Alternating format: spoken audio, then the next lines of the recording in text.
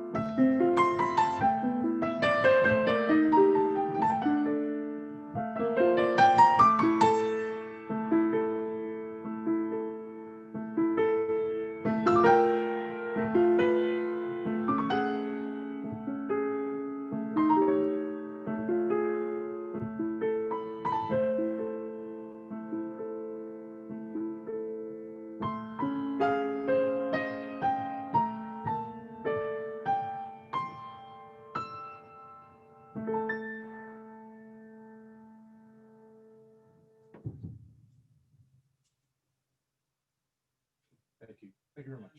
You've already heard Dave Kane, our wonderful musician and dear friend of many years. So glad you're here, Dave, and we look forward to your special music today. Oh, how wonderful. And our dear friend and church member, Roy Berkowitz, will be speaking this morning. Roy, my friend, I always look forward to your talk, and I'm excited. Thank you for gracing us with your ideas and your insights. It's wonderful. Thank you, thank you. Looking forward to it. Opening prayer from Mary Ann Williamson. Please join me in prayer. Dear God, thank you for this new day, its beauty and its light. Thank you for my chance to begin again. Free me from the limitations of yesterday. Today, may I be reborn. May I become more fully a reflection of your radiance. Give me strength and compassion and courage, and show me the light in myself and others. May I recognize the good that is available everywhere. May I be this day an instrument of love and healing. Lead me into gentle pastures. Give me deep peace, that I may serve you most deeply. Amen. And so it is.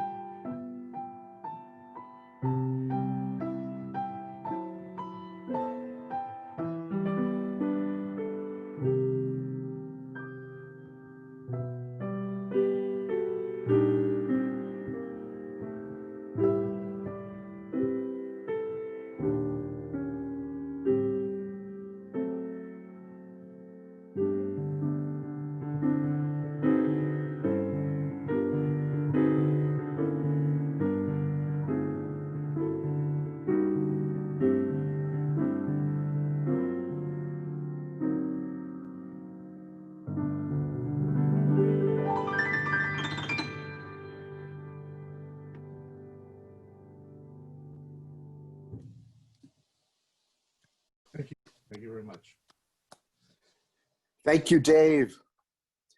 You are there even when I'm behind the fortress that I've built. Good morning, everyone. When I spoke here in July, I quoted lines from a poem by Howard Thurman, and those lines have stayed with me. My ego is like a fortress. I have built its walls stone by stone.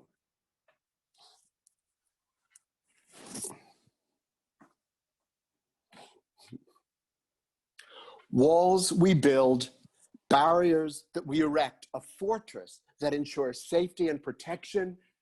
But what does it keep out? My ego is like a fortress. I have built its walls stone by stone to hold out the invasion of the love of God. Course in Miracles, in the introduction, it says, the Course aims at removing the blocks to the awareness of love's presence, which is your natural inheritance. The lessons are divided in two sections, and I talked about the lessons in July. Lessons are practicing some exercises to help us get skillful at it. And each day there's a new lesson. The first section is the undoing of the way you see now. That is the removing of the stones from your fortress.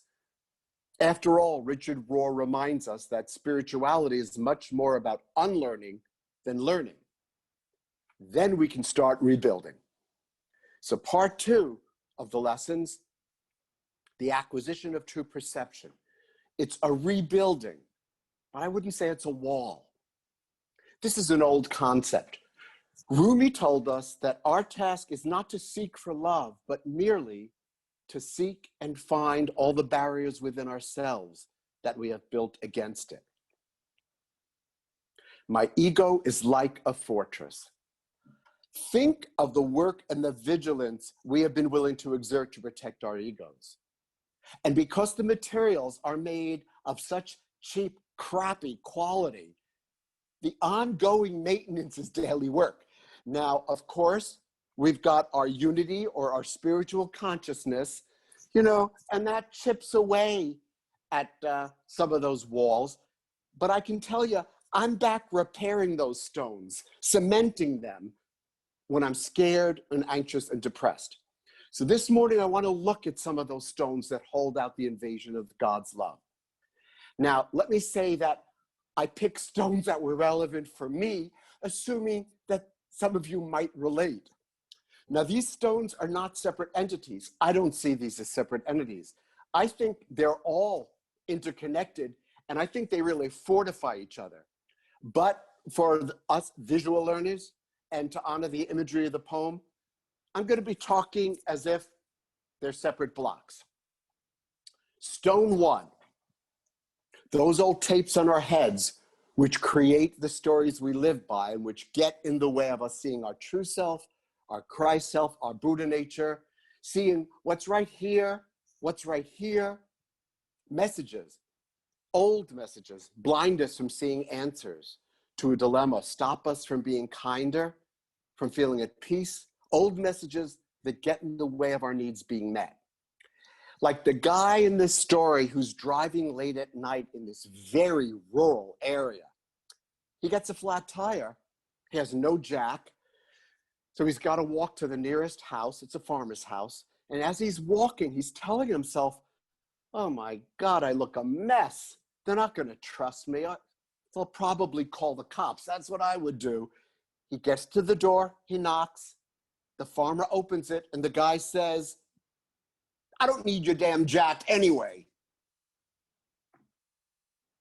Unity writer Octavia Imelda Shanklin reminds us, your mind is your world, your thoughts are the tools with which you carve your story.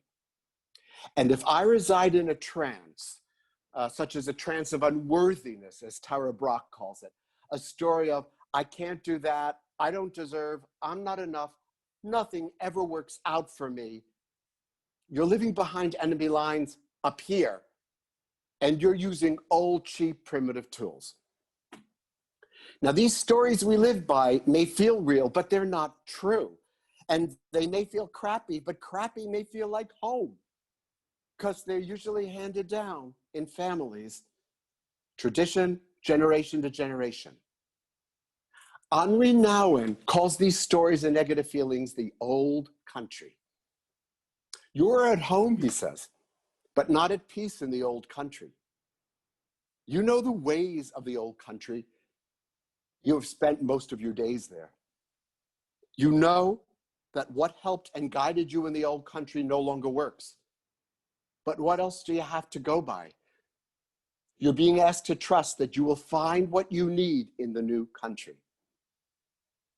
Many of us come to Unity or have our own practice or go to our own churches because we believe in the new country, even if we don't live there yet, right? We believe that we'll find what we need, and we come here to be reminded that, like Dorothy, this isn't Karen's Dorothy, this is Dorothy in The Wizard of Oz, though it could be Karen's Dorothy. Like Dorothy, we have the power to go to our real home in the new country, that we've always had the power to go there. Stone 2, another barrier that holds out the invasion of the love of God. Not accepting reality. That is, not accepting what is. Now, reality is a vast, touchy word. Remember Lily Tomlin as Trudy the Bag Lady in Search for Intelligent Life in the Universe? I refuse to be intimidated by reality anymore. After all, what is reality anyway? A collective hunch. Reality is the leading cause of stress among those in touch with it. I can take it in small doses, but as a lifestyle, I find it too confining. Well, we are the ones who make it too confining by not accepting what is, at least what is for the moment. Sharon Salzberg tells this wonderful story of a friend of hers who had to explain to a 4-year-old son that the woman who had been providing care for him since he was born and who he loved was going to be leaving. The child was very attached to her, and so the mother carefully told him that she loved him very much, that the caregiver would call, that they would visit, but that she was going to live with her sister. Little boy listened carefully to his mom, and then asked her, "Mommy, tell me that story again, but with a different ending. Tell me that story again, but with a different ending." How many times have I thought that? But he's 4 years old. I'm 69. Still 69 and learning not to let a 4-year-old steer my ship, learning to quiet my need to steer the plot of my life, as Mark Nepo says. Not accepting what is means not being open to other possibilities or solutions or ideas when our expectations are not met and our plans go bust. Can we be open to the event unfolding or being met in a different way than we've planned? I have a hard time with that. Do we need to prescribe what we think should happen and what and how it should unfold? Like the man in the story who lives in the country with his son who he adored. And one day the son gets sick, very sick, and takes to bed. And at night, the father's very frightened. They live in a rural area very far from a hospital. And the son was in too much pain to move. He gets on his knees and he prays to God, "Please, please, God, save my son. He's a good boy. I'll be your devoted servant the rest of my days." And the farmer sits quietly, assured the plea has been heard. The son continues to worsen. And later that night, there's a knock on the door. No, this is not the guy who's looking for a jack. This is someone else. There's a knock on the door, and there's a man who's lost. He asks for directions. The farmer gives him directions, and then the man hears moans coming from upstairs, and he says, "Can I help? It sounds like someone's in pain. I'm a doctor." And the father says, no, it's okay. It's taken care of, and thanks him for his offer. The next morning, the son is dead. The father is beside himself with grief, yells to the heavens, I asked you to save him. I asked you, and you said you would help. And from the heavens comes, you fool, I sent you a doctor. I don't know that the voice would sound like that. But we have a preconception of what a miracle is supposed to look like, says A Course in Miracles. Gifts are not always wrapped the way we want them, delivered the way we've decided is best. No, God, that's not my gift. Let me help you with this. I know you're busy. Instead of letting God speak to them, says Joel Goldsmith, too many people speak to God, tell, ask, direct, even command. Our rigid minds know better, and that which differs anyway may not be acceptable. You call this a gift? Yes, I see you parted the Red Sea. That's nicely done. But could you fly us over? Business class? Or you didn't take away my pain. I want you to take away my pain, and this is how I want you to do it. Well, maybe God has filled it with Spirit's presence. How can we experience that if all we focus on is our narrow expectations of what we asked for, of how we want it, when we want it, and what it should look like? So I ask you, what have you been sent that you've turned away? During these past 6 months, what has been provided that you have not seen because of your fortress?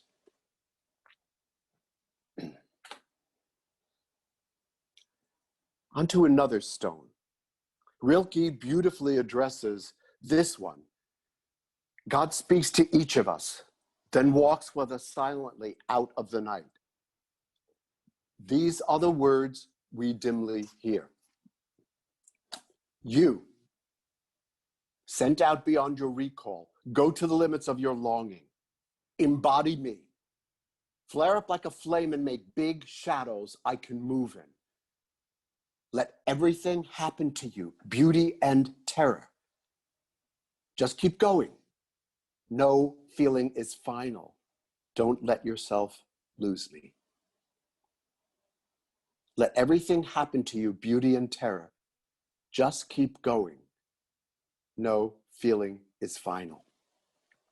Stone 3, holding on to painful feelings or trying to hold on to happy feelings. That's been a thick part of my wall. For instead of letting emotions come and go, good or bad, and that's in quotes, since the nature is to be flowing, the nature is to be moving, changing. Sometimes they get stuck and blocked in me. Whereas in a healthy system, emotions flow, they flow through without getting stuck, they're valid but temporary. When I become too identified with a feeling, I wrap it around me like a shawl. Actually, I think like armor is probably better. It strengthens my fortress. That turns into a prolonged, limited, and limiting state of being. So I can't just keep going. And I certainly lose God. So with all these stones, it's natural that one perspective is through this.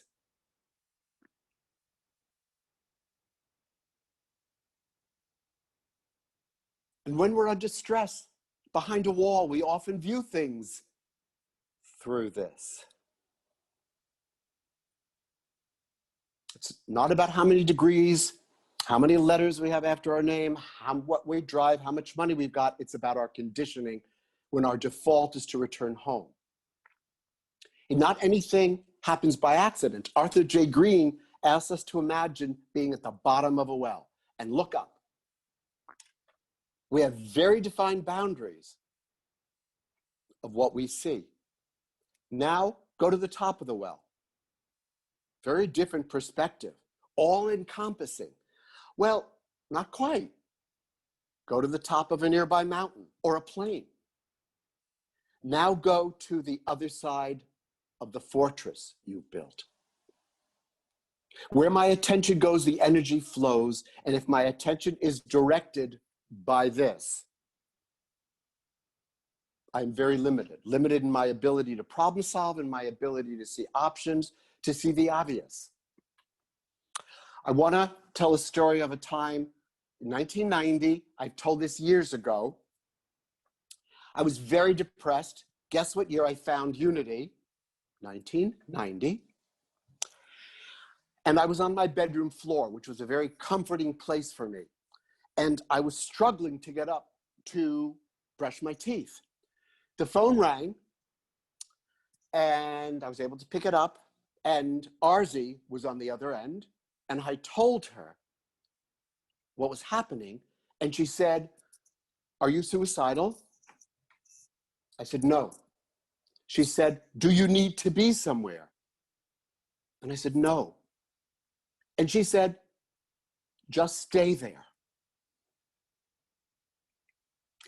Just stay there." Wow. Suddenly this becomes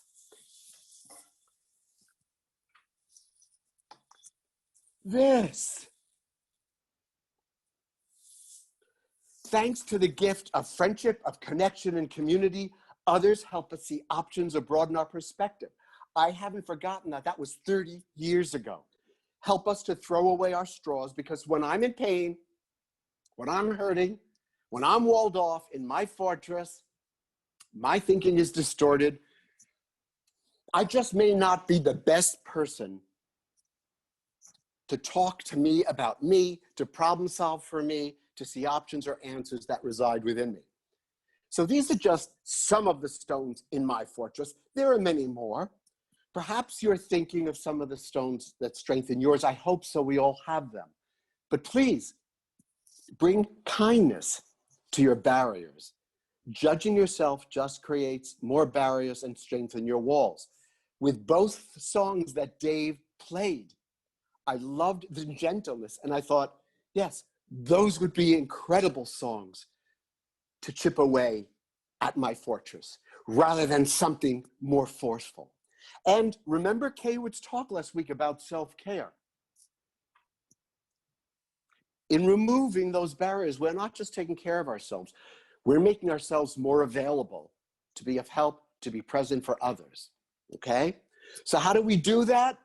Well, all I have are reminders for you, what you already know. Being connected to others, sense of belonging helps to crack those bricks. Part of a community who offers new perspectives, who can remind us of who we are, who can urge us to just stay on the floor when we can't see that option. Then there's silent contemplation, prayer and meditation, when we're silent, listening for internal guidance. Adyashanti, the Zen Buddhist, says, imagine trusting silence more than any thought you can come up with. Imagine that. Now, sometimes I become so busy staring at my problems. I'm busy. I'm telling you, I'm busy thinking and defending and rehearsing and planning that I miss the guidance I'm being given. I'm busy worrying here, Spirit. I'll be with you in a minute. Or, sorry, God, but I can't hear you over the sound of how right I am about this. Sound familiar? Adya says divine guidance always arises like a whisper. It does not yell. It does not insist. It is a quiet thing. Quakers believe that each of us has an inner teacher, a voice of truth that offers guidance and power we need to deal with our problems. The authority that lies within each of us waiting to be heard. Our affirmation, I believe in myself and others as divine beings. Life, however, has ways to create static and interference, and it gets in the way of the voice. We adopt defenses to protect, coping styles that interfere, so we might not get clear reception to hear station WGOD. And so the Quakers sit in silence. They listen to the inner wisdom, that spark of the divine. It is a quiet thing. Like Unity's fourth principle. Through prayer and meditation, we realize our oneness with God and all creation. Prayer and meditation heighten the connection with God mind. As Goldsmith says, the small still voice is heard when the outer ears are eyes and eyes are closed and the inner ear and inner eye are open. Part of the Quaker tradition is something called the Clearness Committee. The function of the Clearness Committee is to help a person listen to their inner wisdom, not a committee to give advice or problem solve, to counsel or guidance. There's no fixing, no advising or saving. The function is to help people remove interference so they can discover their own wisdom, since everyone has an inner teacher. So really, to help the person remove the stones from their wall. Person makes a request to have one when they're wrestling with a decision. A committee is put together, usually chosen by the person, and a facilitator is present to ensure the committee stays on task, which means that the committee does not say, why don't you try this? Or my sister did this and it worked great. Or, you know, I have a mantra that's going to help you. No. Nothing's allowed except honest and open-ended questions, which help the person remove the blocks to their inner truth. There it is again, removing blocks. Simply being present with our attention, resisting the urge to comfort, reassure, or encourage. A friend of mine at the Unitarian Church was asked to set this up for his congregation. He called it a clearness gathering, deciding that people wouldn't want to be on something called a committee. Again, a place to help people to know the knower within and to listen deeply. I was asked to be on one last year, even though I'm not part of that congregation. I did not know the person, which was actually the reason that they asked me. And it was a remarkably intimate, respectful gathering. As we asked open-ended questions based on his dilemma, questions he could choose to answer or not, we were asked to abandon the pretense we knew what was best for him and instead to ask questions to help him find his own answers. So by being part of and using a community who trusts that we have gold within, such a gathering can help remove stones, at least for the moment, and then listen to internal guidance. And at those times we become so busy staring at our problems, Joseph Campbell reminds us something else we can do. Let go of the life we had planned and embrace the life that is waiting for us. Buddha taught us that being attached to life, being a certain way, causes suffering, that being attached to an outcome causes suffering. And look at the self-messages that go along with that thinking. It shouldn't be like this. It should be like this. It's awful that that happened. It would be terrible if. And if you relate to that, it's nice seeing some faces nod. Albert Ellis is the father of rational emotive therapy, and I can't believe I'm talking about him here, but he was the first time that I heard what we tell ourselves lead to a feeling. You know, our thoughts are prayers. He warned us of irrational thoughts, of awfulizing, catastrophizing, and the dread of using the word should. Should is caca, poo-poo, okay? Don't should on yourself is what he told us. Should is a powerful part of some walls. For when we live needing certain things to happen with our musts and our haves tos and our shoulds, we're setting ourselves up for constant unhappiness and an inability to be with or at least allow what's going to happen anyway. It's at those times that we do not know how to navigate and are in a painful experience we can't avoid, that we need to sit down right there and be still amid difficulty and make ourselves available to whatever is occurring at the moment. But in this case, Adyashanti tells us being still is not an act of physical motionless or quieting the mind. Being still is being available to whatever is happening. Reverend Sandy told us, you're not going to change life. Work with it as it presents itself. Say yes to what arises, is how Tara Brach puts it.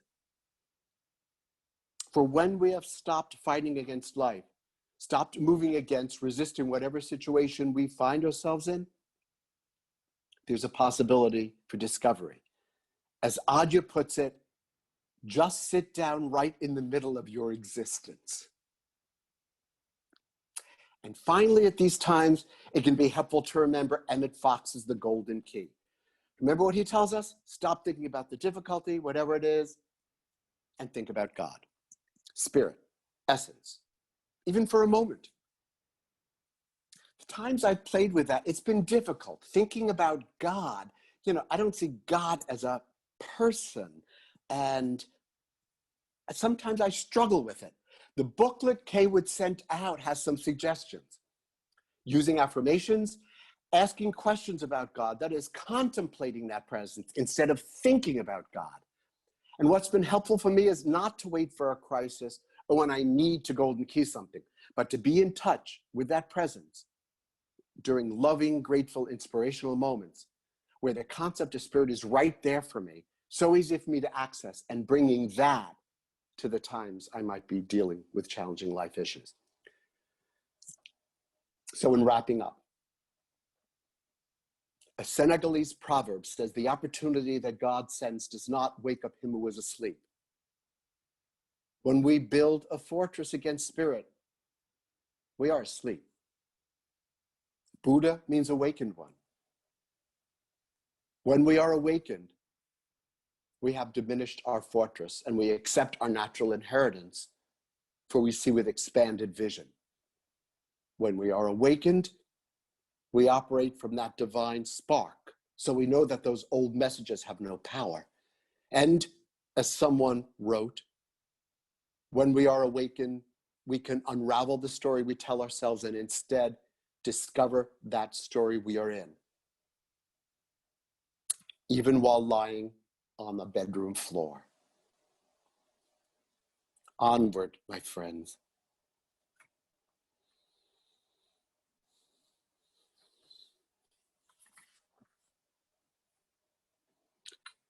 Now I invite you to join me in a meditation.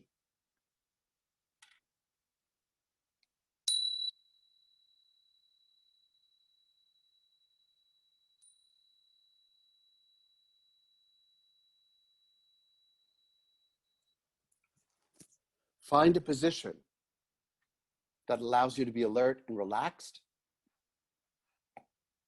Close your eyes. Allow your awareness to scan your body. And wherever possible, soften and release those areas of tension. Attend your breath. There's no need to control it or fixate on it, just a relaxed awareness.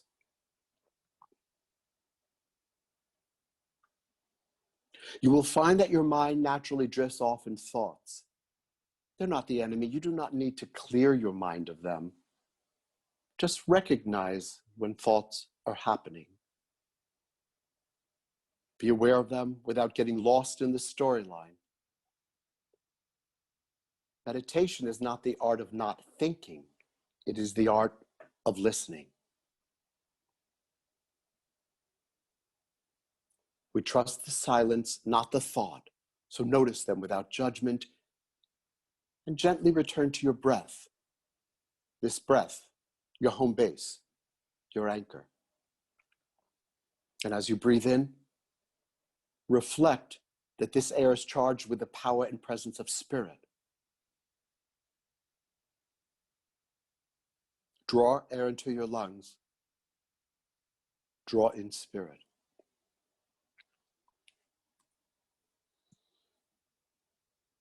Divine guidance always arises like a whisper. It does not yell. It does not insist. It is a quiet thing. What lies within you is waiting to be heard. Sit in the silence. Breathe in spirit. And listen for its whispers.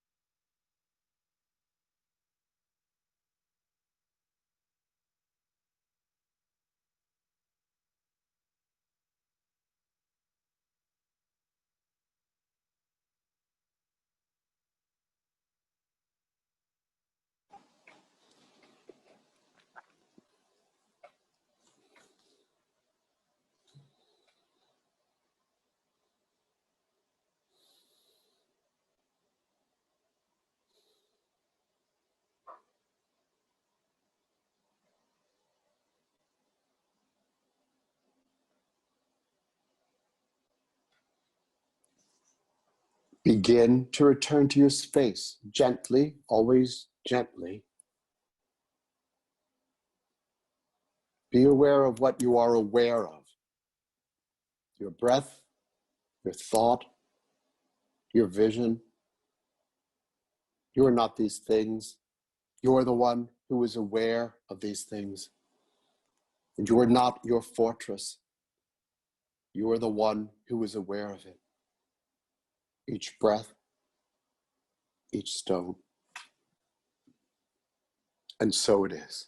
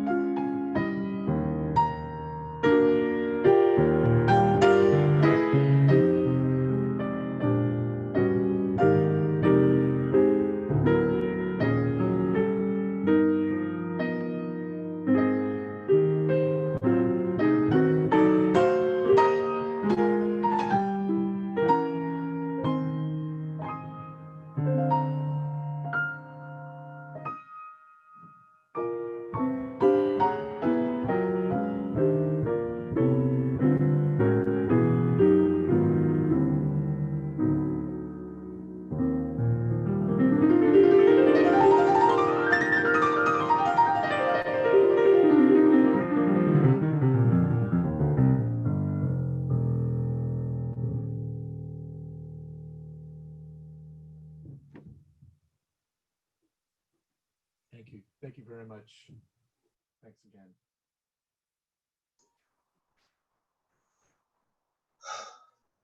Wow. Roy, thank you for those amazing words. Oh, well, so many things to think about. You challenge me, you make me giggle. I'm grateful for both. Thank you. And Dave, thank you for inviting us and to join you on the musical journey. It was quite an emotional journey, I will say. Wow, thank you, thank you. It was an honor to be here with the dynamic duo. Thank you both, just so great. And now if you'll join me in a closing prayer, and this by another amazing woman, Myrtle Fillmore. I do not believe in evil. I believe in good. I do not believe in sin. I believe in truth. I do not believe in want. I believe in abundance. I do not believe in death. I believe in life. I do not believe in ignorance. I believe in intelligence. There are no discords in my being. Being is peace. My faith, understanding, and love are becoming one. And so it is. And she wrote that in 1897. Thank you, Miss Fillmore.